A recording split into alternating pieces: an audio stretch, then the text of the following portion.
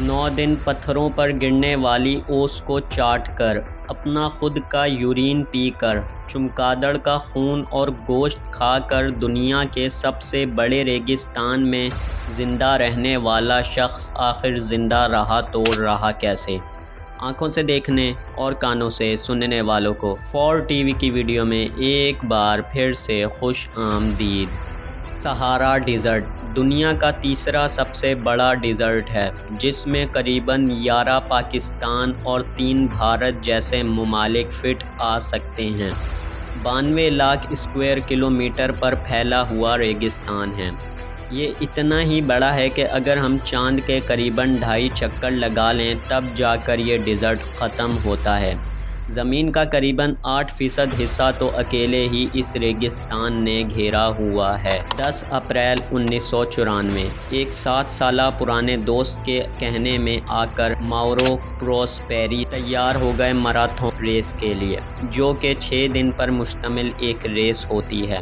بیوی کے منع کرنے کے باوجود بھی وہ تیار ہو گئے۔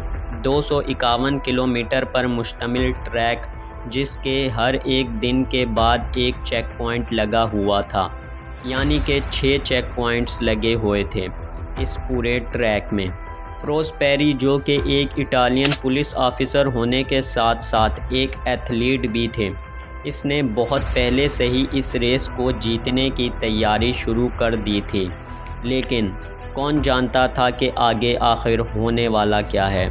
موروکو سے ریس کا آغاز ہو گیا۔ پروسپیری کے ساتھ 80 اور ریسرز نے بھی حصہ لیا۔ پہلے 3 دنوں تک تو سب کچھ نارمل ہی رہا۔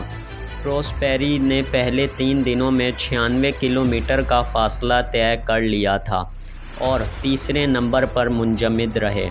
صحرا اس قدر بڑا ہونے اور ریسرز کے کم ہونے کی وجہ سے زیادہ تر رنرز اکیلے ہی رہتے تھے۔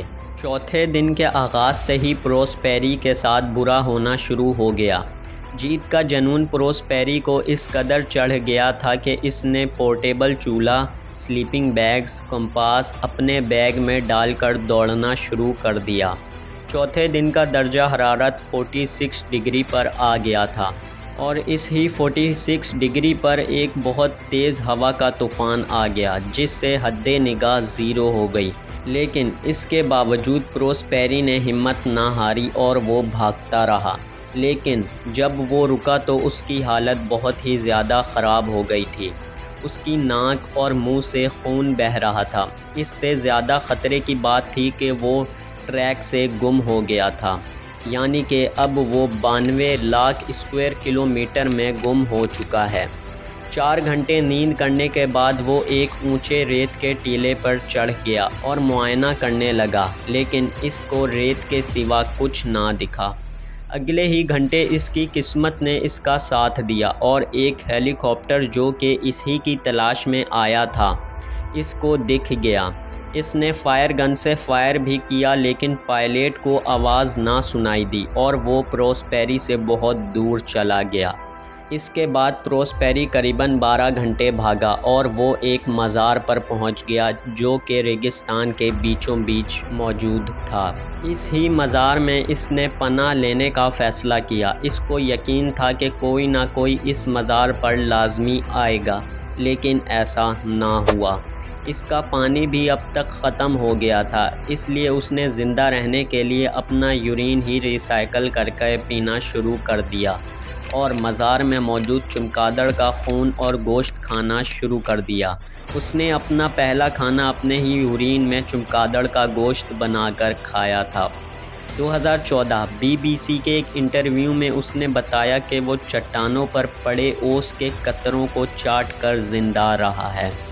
پورے 4 دن بعد ہیلی کاپٹر پھر آیا اور اس نے اب زمین پر SOS لکھا ہوا تھا، اور ہاں تک کہ اب تو اس نے اپنا بیگ بھی جلا دیا تاکہ ہیلی کاپٹر اس کو دیکھ لے، لیکن اس کی بدقسمتی آپ خود دیکھیں۔ اس ہی دوران ایک ہوا کا طوفان آ گیا اور ہیلی کاپٹر اس کو پھر سے تنہا چھوڑ کر چلا گیا۔ اسی رات اس نے اپنے آپ کو مارنے کا ارادہ کر لیا، کیونکہ اس مشکل حالات میں کون جینا چاہے گا۔ اور رات کو وہ زمین پر لیٹ گیا اور جیب سے چاقو نکال کر اپنی نفس کاٹ لی، لیکن خوش قسمتی سے اگلے دن اس کی دوبارہ آنکھ کھل گئی۔ وہ حیران ہو گیا کہ وہ ابھی تک زندہ کیسے ہے۔ یہ اس لیے ہوا کہ ڈی ہائیڈریشن کی وجہ سے اس کا خون جم گیا تھا اور نکلا ہی نہیں۔ پھر تو وہ اس قدر موٹیویٹ ہو گیا کہ پھر وہ بھاگتا ہی رہا اور آخر کار قسمت نے اس کا ساتھ دیا اور 8ویں دن اس کو الجیریا میں ایک نخلستان نظر آیا، جہاں پر اس کو کچھ بکریوں اور لوگوں کے پیروں کے نشانات بھی نظر آئے۔ پولیس کو تو اس کا پہلے ہی پتہ تھا، اس لیے اس کو ریسکیو کر لیا گیا۔ اس نے پورے ایک ملک جتنا سفر چل کر طے کر لیا تھا، جو کہ ایک بہت ہی انبلیویبل بات ہے۔ اس نے اپنی کتاب میں اس سارے سفر کو تفصیل سے بیان کیا ہوا ہے۔ امید کرتے ہیں کہ 4 ٹی وی کی اس ویڈیو کو بھی آپ خوب لائک اور شیئر کریں گے۔ ملتے ہیں اپنی اگلی ویڈیو میں۔ اللہ حافظ۔